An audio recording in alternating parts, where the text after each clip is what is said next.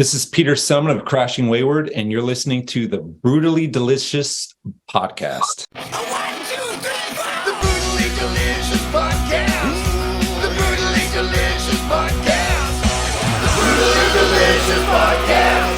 The Brutally Delicious Podcast.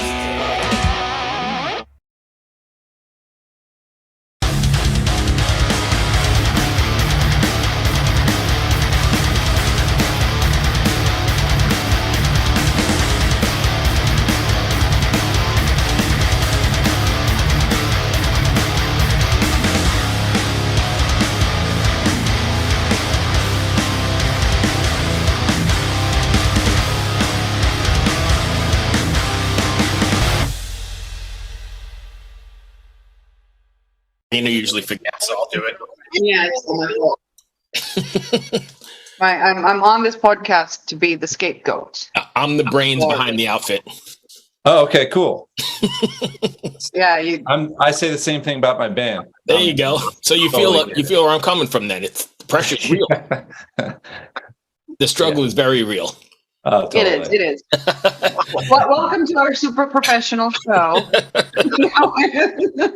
which you can probably sort of tap into immediately. But yeah, so here is Peter from the band Crashing Wayward, which I gotta say was my favorite of today's batch of bands. Oh, wow. Yeah, I should be mummying, taking care of my child, and I'm like, look at a screen, little boy, because mommy's got musicians. Yeah. So. That's you got to have mommy time, So Right. I appreciate you being here. I can jungle. It's doable. You want to take the lead, Rita? Yeah, sure. Like, how's your day been, Peter?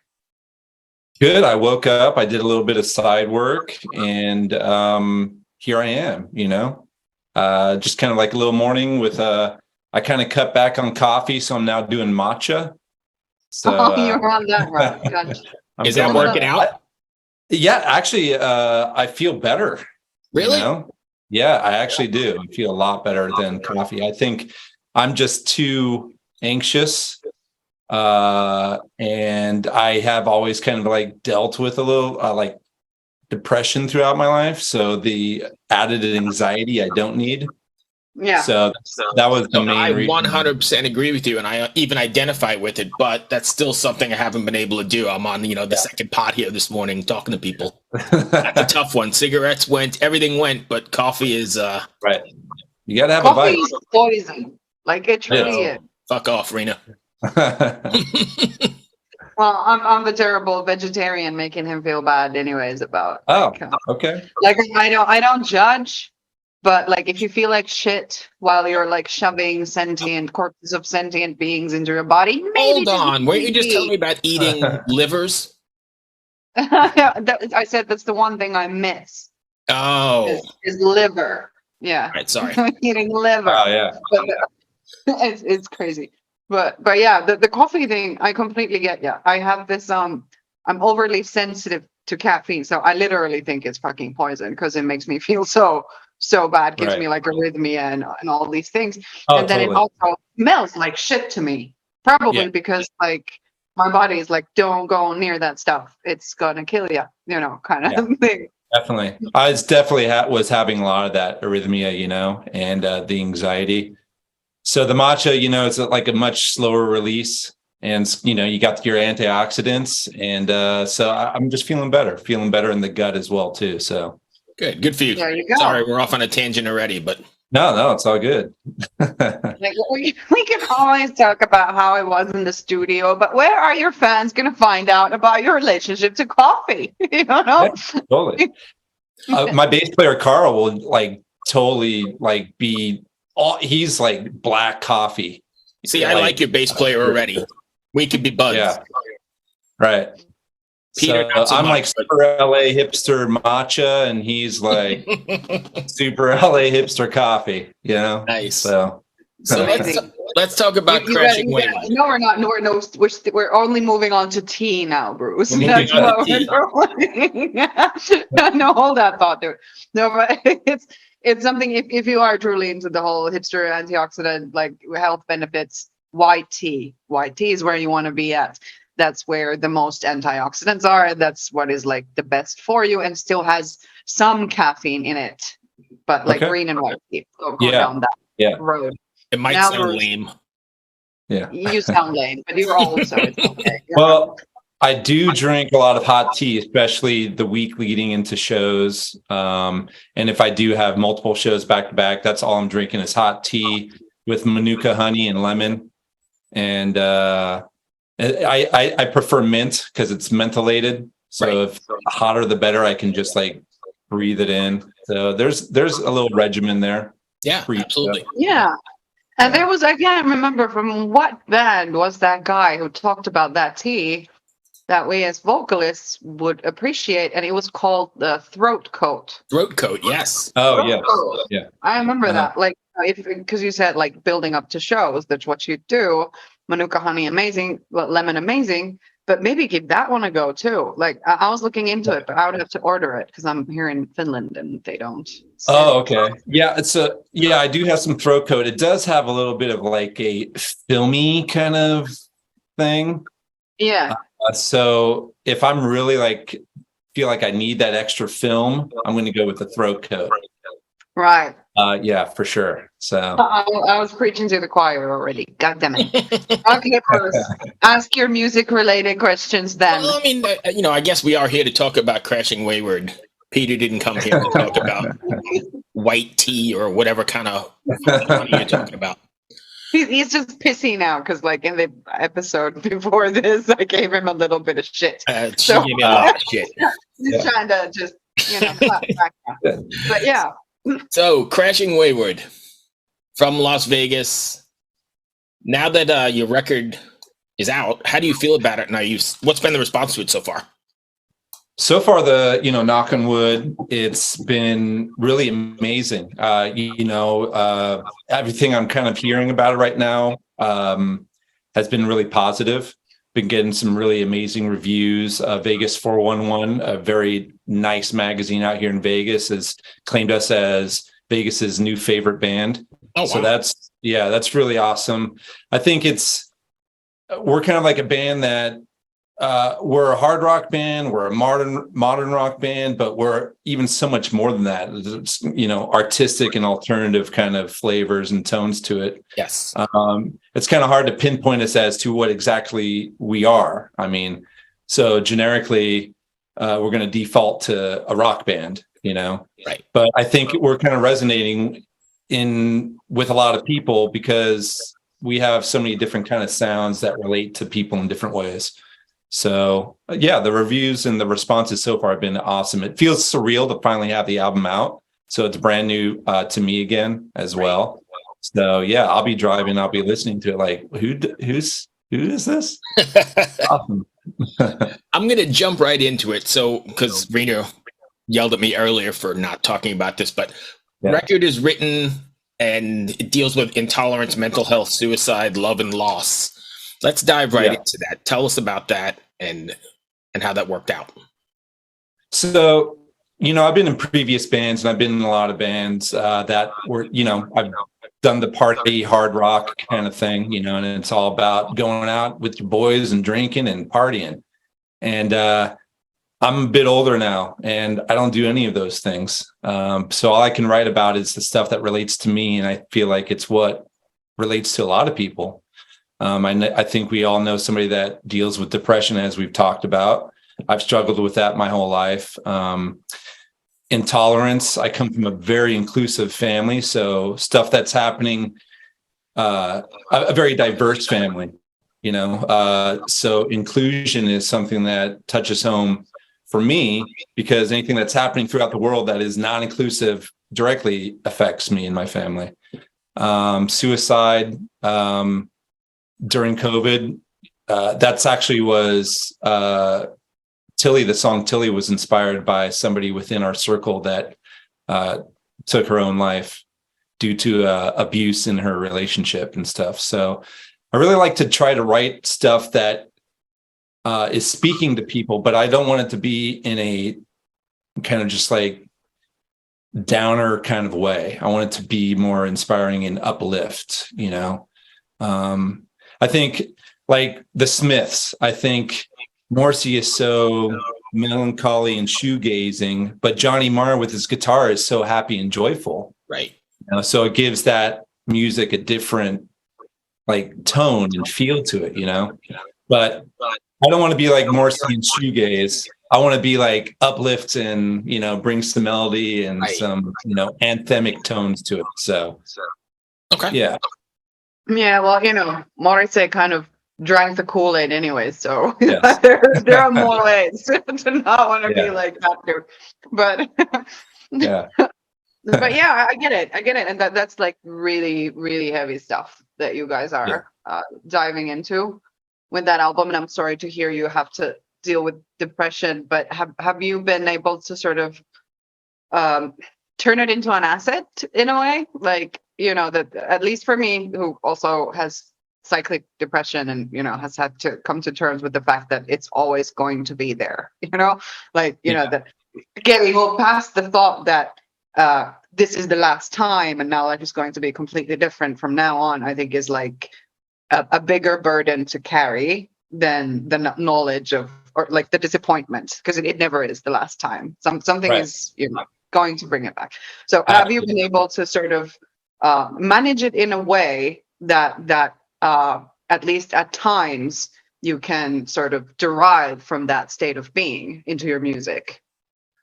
So I have a hard time. It's boredom. Boredom really kind of, if I'm not swimming and I'm not moving and I'm not creating, then that depression kind of sets in. That gives kind of like a narration within my head. You're not doing enough. You're not, good enough, and this and that. So for me, it's always about creating. So as soon as I'm thankful within this band that we're constantly writing.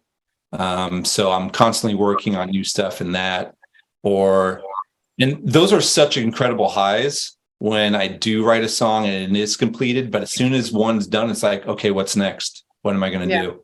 And especially with the show. And I had this conversation with my brother a week ago, and why we're talking about musicians who had committed suicide or struggle with addiction and this and that. It's because they're constantly chasing that adrenaline and that high.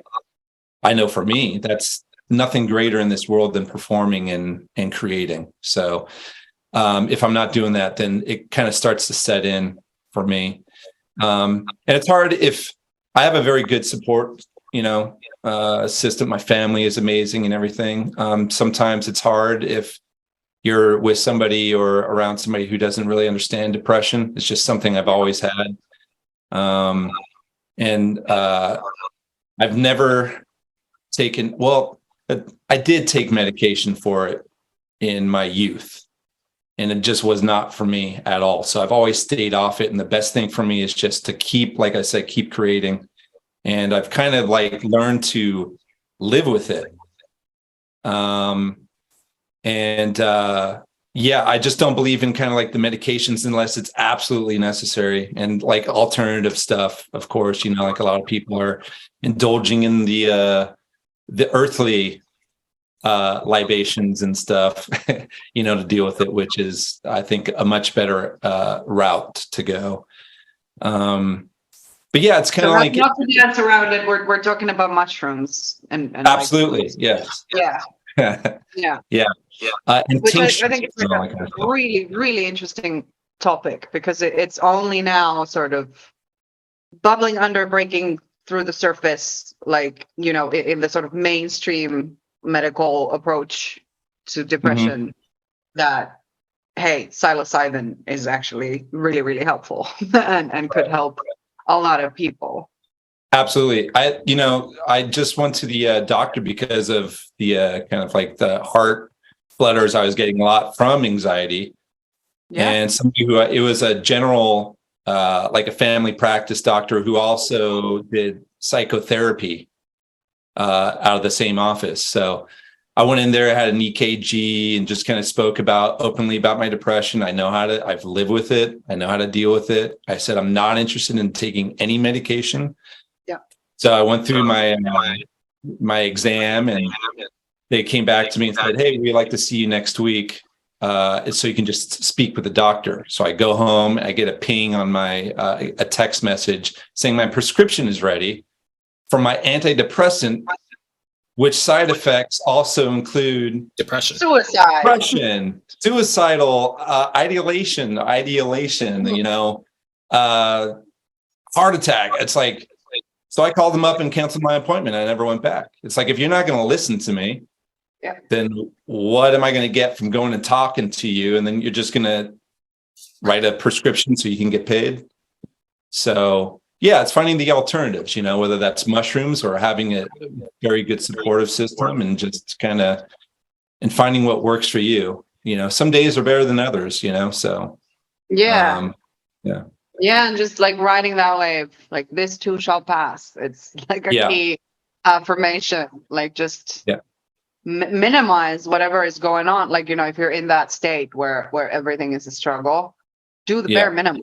That's enough. Like, you don't have to exceed yourself in that state of mind, and just survive through that phase, and then make your next move after that. But you said, like, that the boredom is like a trigger to you. And so It is, would you yeah. do you think that it's like that your self-worth is somehow linked to the things that you do and produce, that just existing, just being you isn't enough? Yes, I have a very, very, very hard time relaxing. My time, like me relaxing, I pull a lot of inspiration from movies and stuff. So at night, I'll kind of lay down and watch a movie. Sometimes I'll be painting while I'm watching a movie or writing. But I feel like there's, we're only here for a limited amount of time. And I have 3 daughters. And I think what's most important to me is to create something that lives on for them, that I created, that I'm always there, and maybe there's a little bit of vanity there, so, yeah, sure, I'd love to be super well known and make some money doing it, but I really want to create something that my kids are proud of, is probably what's most important to me. Wow. Yeah. And so the race in time to do that, and I've been blessed with a lot of opportunities at times when I thought that these opportunities would never come back my way. 10 years ago, if you told me I was going to be in this band, I would not believe it, because nothing was going my way musically. And I was a single father with my kids full time. It was like, there's no way I could do it. And, the universe keeps presenting opportunities. So I'm really hopeful in those opportunities, I can embrace it and take it on, head on. Yeah, good for you. Yeah. Thank you.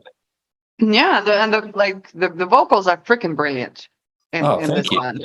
Yeah, Thank you. like absolutely super great. Like that is like, it's not the most innovative music. Like the songs are great, they're really good, Right. but it's something completely new that hasn't been done before. So the standout factor is definitely your vocals. Yeah, well, I appreciate that. Yeah, I think there's not left much to create these days, especially with AI, and unless I'm singing to just a bunch of white noise in Right. some Yeah, in a Diamante Gully kind of style, Right. And I think Exactly. that's, the best thing that we can do is just create something that feels good to us, and I'm going to attribute a lot of kind of like what I do and what I aspire. What inspires me is, a lot of new wave. I grew up with a lot of new wave and post-punk and early goth that my brother was drilling in, our bedroom that we shared. Freddie Mercury and his brilliance. I mean, that's the kind of stuff that resonates. So that's the kind of stuff that makes me feel good. And it makes me, when I'm writing song or coming up with a melody or some lyrics, what's going to make me feel good, And I hope that what makes me feel good will make somebody else feel good. So that's really what I hope to capture. So when you're writing, then, especially your lyrics, do you feel a sense of responsibility to your listeners? I do, actually. Yeah, I really want to create something that, speaks to somebody. We actually just played a show in Salt Lake City, and a fan who's become a friend has shared something with me for the first time. And I've probably seen him gosh, off and on for about 10 years coming to some of my shows. And in this body of work, he shared with me about a child that he lost years ago at 8 months old, and how some of these songs just kind of like really hit him and has helped him during a dark, because he still struggles with it, Sure. Yeah. And so to have him kind of tell me something like that, it's super heavy, but I really hope that we can help people in our music and rock and roll way. We're going out and we're having fun. And when you see us live, it's like you're seeing Iggy Pop and the Stooges. I mean, we're all out there. We're running around and flipping and jumping and falling to our knees and getting in people's faces. But the message is that, we're like, we want to be there with you, and we want to help you if we can. And we want to give you a good time and escape, because every day, like we just said, it's, take it day by day. So if that moment listening to our music or coming and seeing us at a show can give you an escape of anything that's troubling you, then that's all I really wish. Beautiful. Yeah. Rena? I think I've been hogging the episode. So Oh, no, that's fine. We like to just get off on tangents, and we talk about mental health a lot. So that's where No, it's good. No, I think it's a beautiful thing. Because a lot of times I'm just kind of talking about, like bands I listen to or something like that, so it's actually really cool to talk about something different, So as far as I know, you said you just related that one experience that you've had but I'm sure there's probably many of those, right? Because this is the kind of music that definitely connects with people. What's it like when somebody across the world connects with your music, all the way in Las Vegas? So yeah, we've been getting a lot of kind of like love from, especially we have in Italy, we're getting a lot of kind of like love there. And of course, within the algorithms of social media, India and Sao Paulo, Brazil. That's I don't amazing. know, but Right. we gotta get there. Yeah. We're huge in Bangladesh. So I think it's awesome. It's amazing that we're in this time that, being a Las Vegas band, and we have the ability within technology to be everywhere, Yeah. with 10 years ago, it's like you weren't able to self-release stuff, and now you can really just release stuff and it's everywhere. And it's giving a lot of more opportunity. But within that, it's also, I think, a little bit more of a struggle because there's so much music now, Oh, yeah. So it's like trying to grab people's attention, and it's so quick, I always say, like, like Andy Warhol said, we had 15 minutes of fame, but it's really now like 5 seconds. Yeah. I know Yeah. people like my son's age, they stream stuff and then they stream like the first 30 seconds and they're on to something else already. It's crazy. Absolutely. Yeah. So as parents, we got to, show our kids like that's what I do. Like, this is how I grew up. This is what I listened to. This is how I experienced it. And, We're going to sit down and listen to a record, a full vinyl record, start to finish. Yeah, You're going to sit there or you get no dinner. totally. Yeah. It's actually, I like that thinking. My Yeah. kid is 6. He's turning 7. My boy is turning 7 in August. But I think I've been doing a pretty good job, like instilling that, like oldies but goldies, classics kind of stuff into Yeah. him. Just last week, he was like, I'm like, okay, today is cleaning day. We're going to be cleaning. And this, I kid you not, this was like the conversation that happened was, Mom, can I now finally be the one to vacuum? To which I, of course, was like, I will allow it. Wow.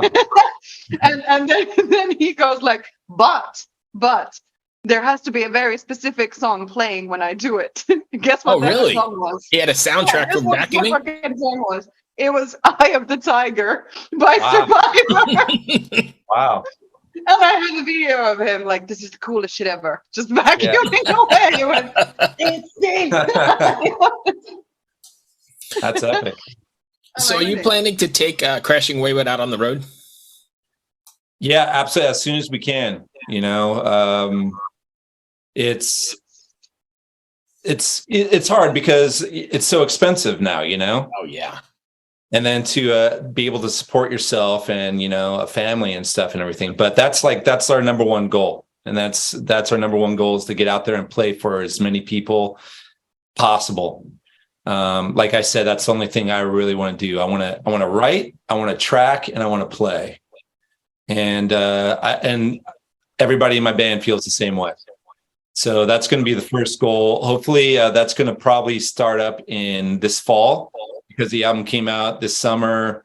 And then everything has already kind of been pre-booking, you know, earlier in the year. And with COVID, everybody's been on, you know, booked for, you know. So starting this fall, it's going to be kind of like head on, just hopefully relentlessly tracking, writing, and getting out and playing. And hopefully, you know, we'll make it overseas as well too. So don't know where yet, but definitely start regionally, West Coast where we're at, and then hopefully just take it nationally and then the world. Perfect. Yeah. That's excellent. Anything else, Rena? Got our fingers crossed for the world. Yes. Thank you. I think we're running out of time. I appreciate you taking the time, though. Absolutely. Yeah. Thank you for letting me just be vulnerable and share my a little bit of my story. So We try.